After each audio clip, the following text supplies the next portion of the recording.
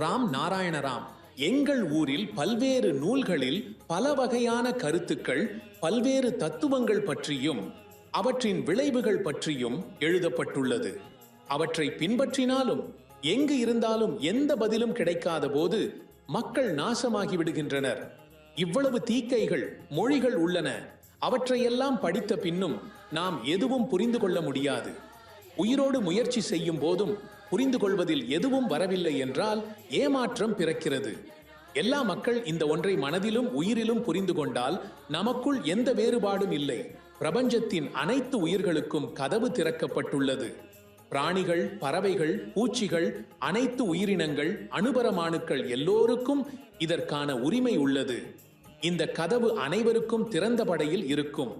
அனைத்து உயிரினங்கள், பூமி, சூரியன் அனைவரும் சமாசனத்தில் இருக்கின்றனர். ஒரு பள்ளியின் மாணவர்களே, ஒரு திசையில் முன்னேறுகிறோம். எதை செய்தாலும் அதற்கென்றே முன்னேறுகிறோம். நமது பாபங்கள், அவயவமான நிலைகளும் இதில் எந்த தடைகளையும் உருவாக்குவதில்லை. மாயை, மோகத்தை, ஆசையை, கோபத்தை எடுத்துக்கொண்டு நாம் முன்னேறுவோம். வேதங்கள் மற்றும் உபனிஷதங்களில் அந்த கதவிற்கு செல்லும் வழிகளுக்கான வழிகாட்டுதல்கள் உள்ளன. எல்லாம் படித்து நினைத்து பார்ப்பதன் பின் உண்மையான கதவு மூடப்பட்டிருக்கும். கதவு திறக்கின்றதா இல்லையா என்பதை புரிந்து கொள்ள முடியவில்லை. நூல்கள் படிப்பதற்கும் இதற்கென்றே நேரத்தை வீணாக்குவதற்கும் எங்கள் அருகில் இருக்கும் வாய்ப்பு இல்லை.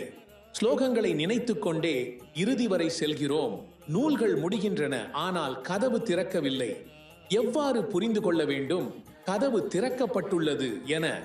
படைப்பின் அழகு அவ்வளவு மிகுந்தது. நாம் எளிதில் புரிந்து கொள்வோம் என்று அந்த கதவு திறக்கப்பட்டுள்ளது. எங்கள் உலகின் அனைத்து உயிர்களும், பூமி, மலைகள், நாம் அனைவரும் ஒரே விதி மூலம் இணைந்து ஒரே திசையில் செல்கிறோம். தர்மபதத்தில் ஒரே ஆசனத்தில் உட்கார்ந்து இருக்கின்றோம். எப்படி சூரியன் வந்துள்ளது? இவை கிரகங்கள் மற்றும் உபகிரகங்கள் வந்துள்ளன. நாம் அதே போல் வந்துள்ளோம்.